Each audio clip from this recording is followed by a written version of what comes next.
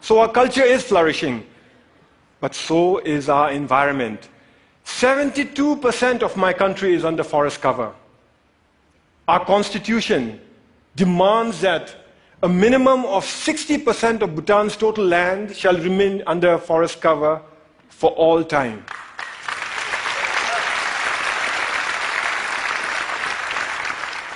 Our constitution, this constitution, imposes forest cover on us. Incidentally, our king used this constitution to impose democracy on us. You see, we, the people, didn't want democracy. We didn't ask for it. We didn't demand it. And we certainly didn't fight for it. Instead, our king imposed democracy on us by insisting that he include it in the constitution. But he went further. He included provisions in the constitution that empower the people to impeach their kings, and included provisions in here that require all our kings to retire at the age of 65. Fact is, we already have a king in retirement. Our previous king, the Great Fourth, retired 10 years ago at the peak of his popularity.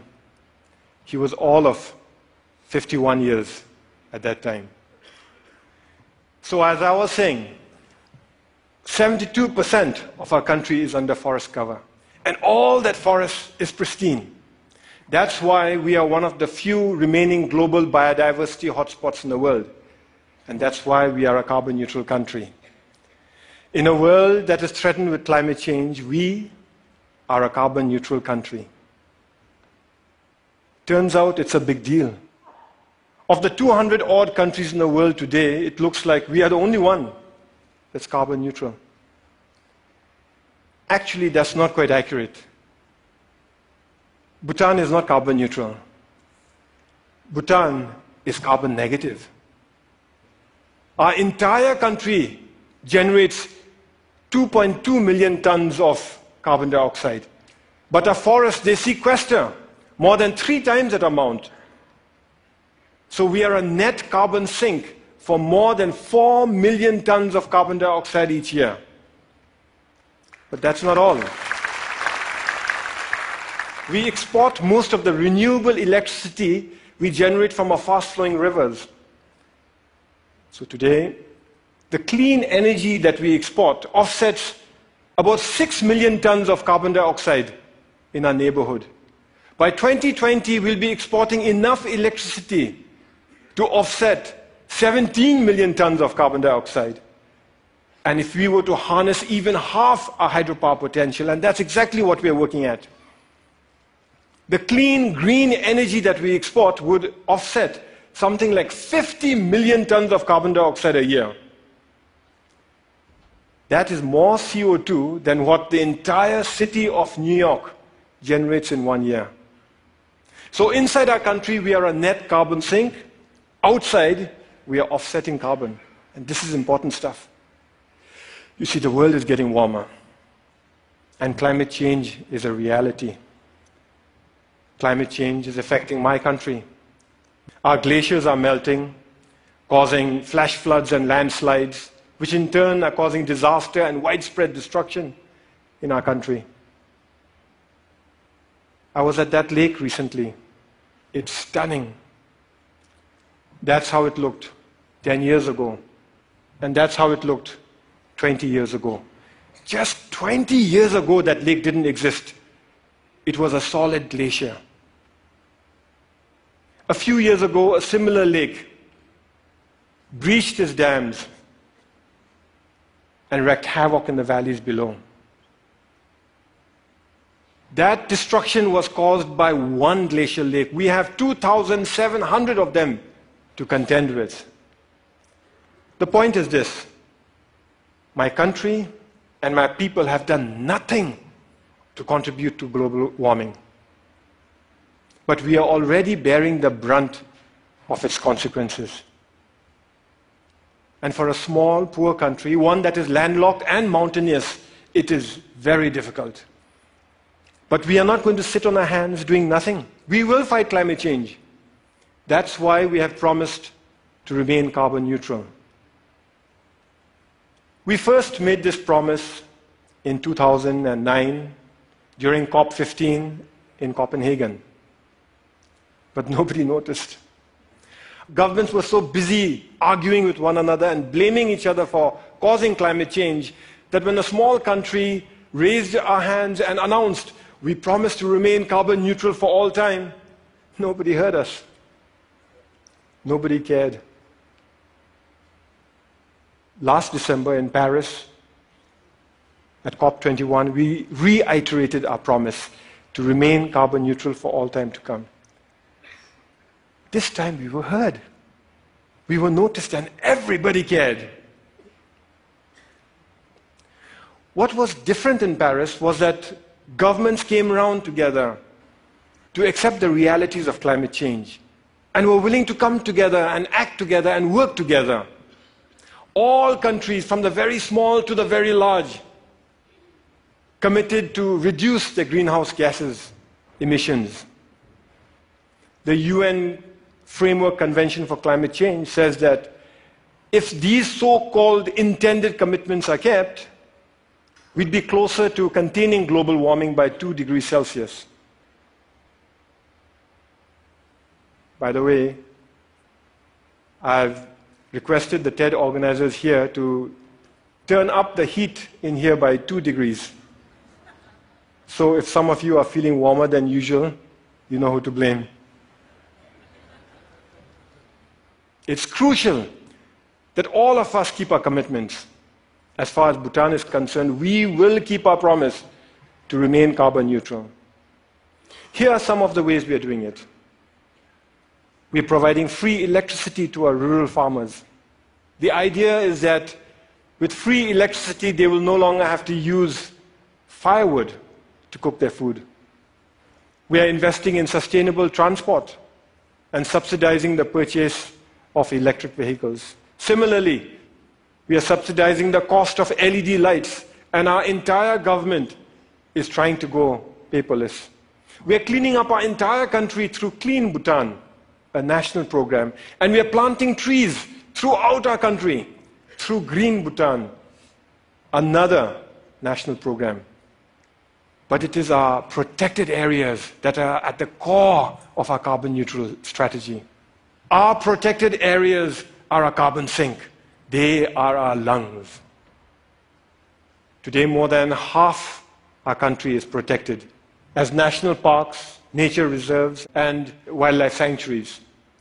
But the beauty is that we've connected them all with one another through a network of biological corridors. Now, what this means is that our animals are free to roam throughout our country.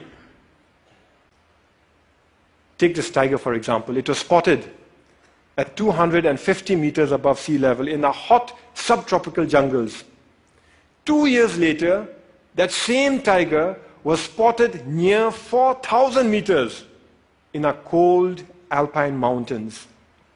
Isn't that awesome?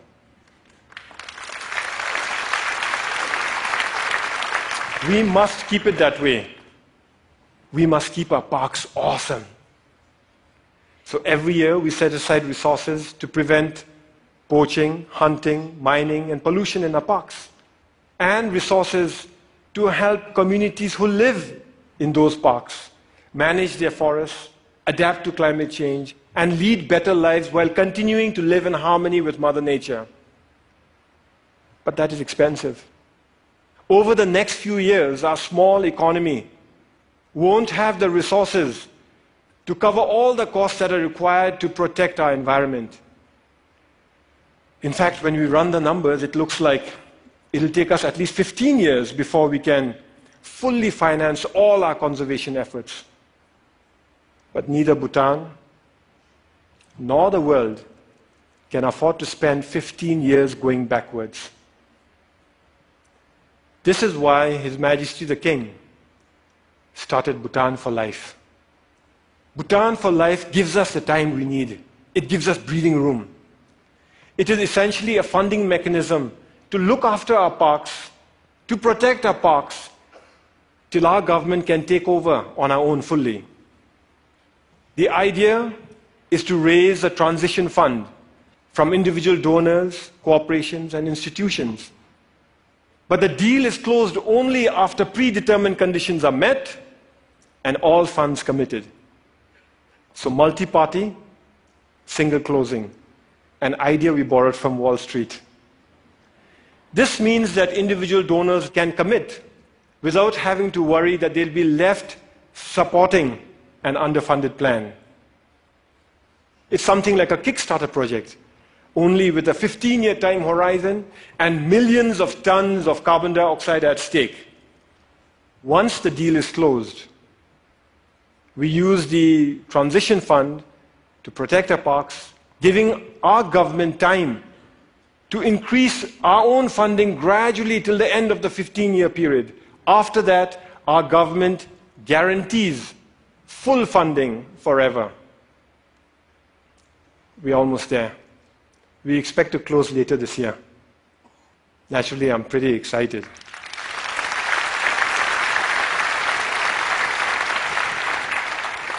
The World Wildlife Fund is our principal partner in this journey. And I want to give them a big shout out for the excellent work they're doing in Bhutan and across the world. Whew, it is getting warm in here.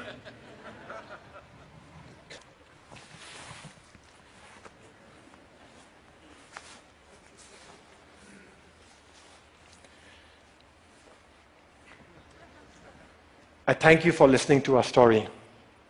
A story of how we are keeping our promise to remain carbon neutral.